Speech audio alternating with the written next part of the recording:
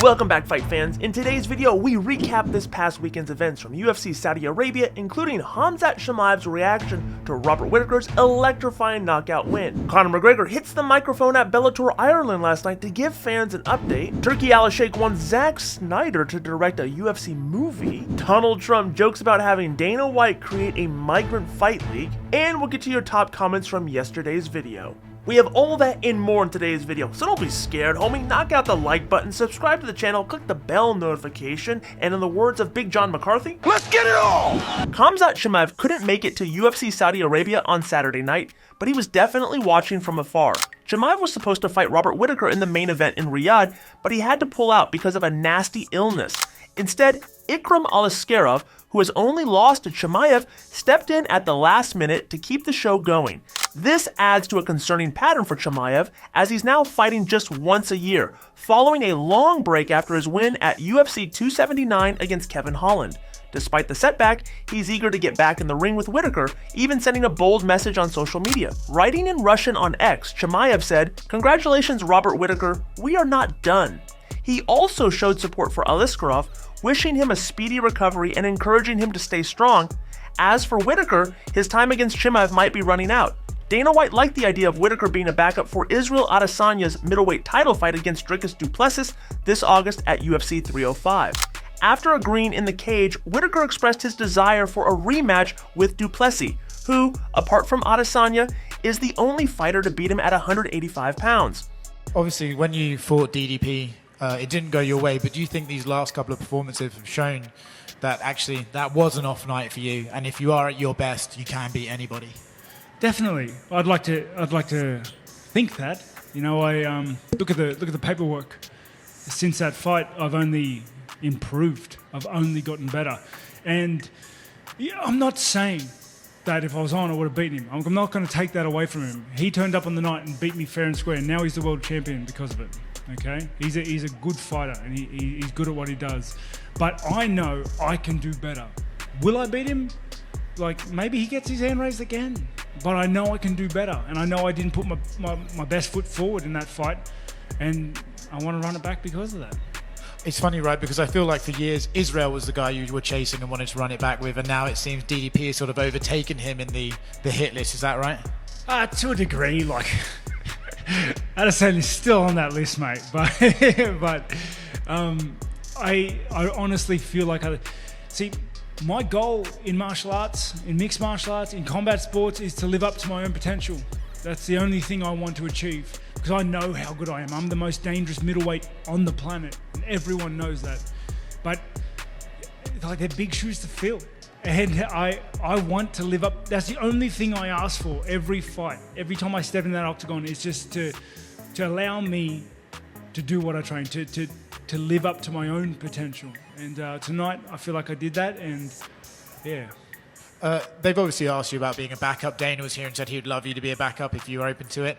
Is that the only way that you'd fight on that Perth card, or if they came with a good opponent, do you see yourself maybe fighting just because it's on home soil? You know, it's on home soil. I plan to be there one way or another, okay? But I do need to get back to talk to my team. Yeah, I need to talk to my team about it. We've got to work on the other guys that are preparing. Like, I took this fight short notice and kind of pushed a lot of things around. So I want to go back and talk to my team. Perth is just, it's in my home turf, you know, but yeah, let me talk to my team. Conor McGregor was in attendance for Bellator Dublin last night and offered a unique explanation as to why his recovery might not be smooth sailing. The former UFC double champion was forced to withdraw from his UFC 303 main event fight with Michael Chandler due to a broken toe, and admitted at a recent MMA event in Ireland that his treatment options might have made the injury worse. Speaking via the Severe MMA YouTube channel, Conor McGregor revealed that in the hope of shortening his potential recovery timeline, he'd experimented with stem cell therapy as a treatment option for his broken toe. I'm soon as, you know, ideally when? September, I'd love it. You know, it's, you know the way it is. I'm in recovery mode. It's 3 weeks to the day. It happened 3 weeks ago today, and I'm still here rocking around in the slippers. So, you know, they're not bad slippers now, thankfully, and they're cozy enough, but I can't get into a shoe yet.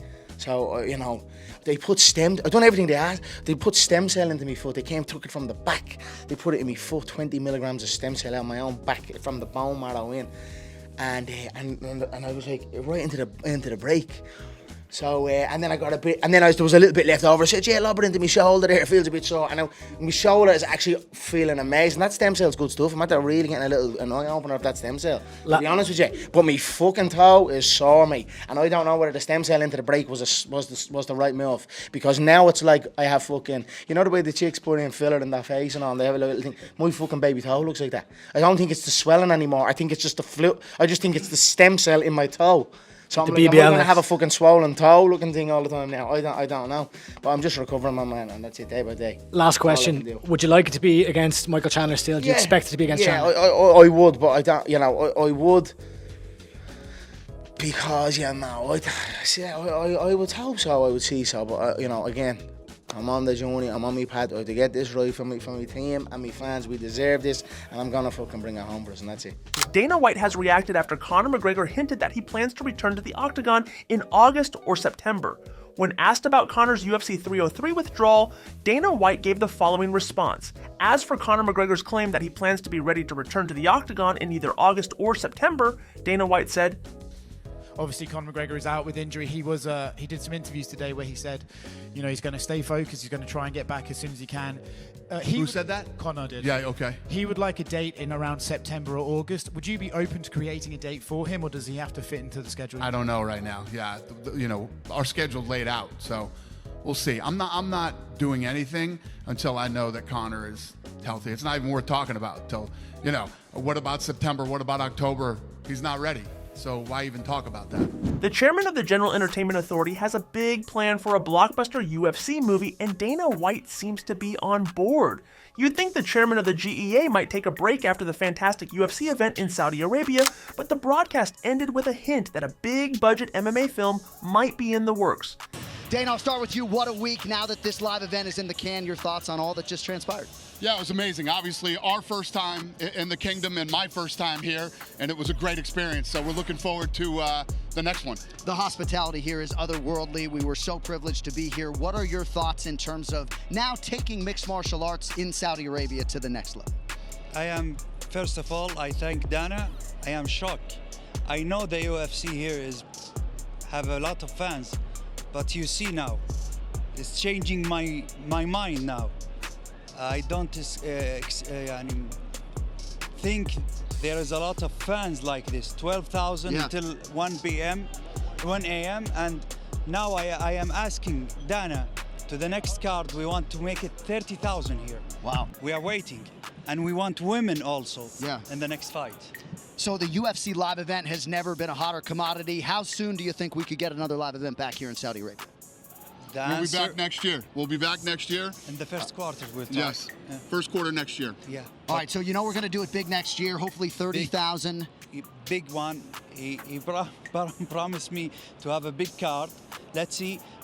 I am coming to Vegas in the 14th of now we are focusing a real season relationship with Dana and UFC. We have a big card in Vegas in the 14th of September in the X-Sphere. The first time there, we'll be together, and I am waiting. Dana, we know nobody blows it out like you the next time we come here. Maybe Power Slap on the eve. What can we expect as we come back here next year? Yeah, we'll be doing an event here, obviously UFC and Power Slap. Two Power Slaps next year in the kingdom, that's right. Any final thoughts from you, sir, after this live event went so successfully here tonight? I want to have a meeting with him and the director, Zack Snyder. He's a friend. We want to talk about doing big movie about the UFC, like a Cinderella Man, something like this. I will try to convince Zack Snyder. He liked the idea, and convince also Dana. Obviously, new market, Saudi Arabia. I think you've come in here, you had a good crowd, and you're leaving with a movie by Zack Snyder, it sounds like. How have you found this week and this new market? Leaving with a what? A movie by Zack Snyder, of course. Yeah. Obviously, the Sheikh is very aggressive. He loves everything about fighting, and there's a lot of things that he wants to do. We've gotten together a couple times, and it's all new, interesting, and fun. My first time here, our first time here, and it was a good experience. Former U.S. President Donald Trump is no stranger to fight fans. Earlier this month, Trump received a standing ovation at UFC 302 while entering alongside his longtime friend and supporter, UFC CEO Dana White. Trump and the UFC have a relationship that goes back prior to politics, as Trump's Atlantic City casinos hosted several UFC events back in the dark ages of the sport. In short, it's a deep and ongoing relationship. However, while speaking at Faith and Freedom Coalition press conference yesterday, Trump revealed one time that he and White didn't exactly see eye to eye. According to the former president, he proposed a fighting league between would-be immigrants that could contend with actual UFC veterans. Tough. It is so tough. Dana White, did anyone ever hear of Dana White? He's a legend, right? UFC, ultimate fighter, ultimate fighting, and he's a fantastic man. I said, Dana, I have an idea. Why don't you set up a migrant league of fighters and have your regular league of fighters, and then you have the champion of your league. These are the greatest fighters in the world. Fight the champion of the migrants. I think the migrant guy might win. That's how tough they are. He didn't like that idea too much, but actually, it's not the worst idea I've ever had. It's a joke, yeah. He said it wasn't his, but he said he didn't think it was his worst idea ever, but you weren't into it. Yeah, no, it was a joke. It was a joke. I saw everybody going crazy online. But yeah, he did say it. Sharamagomedov scored his second UFC win yesterday when he knocked out short-notice opponent Antonio Tricoli in the third round, picking up a $50,000 performance of the night from inside Kingdom Arena in Riyadh, Saudi Arabia. Ever since Magomedov was signed to the promotion, there has been much intrigue about him because of his flashy, striking, and unique look.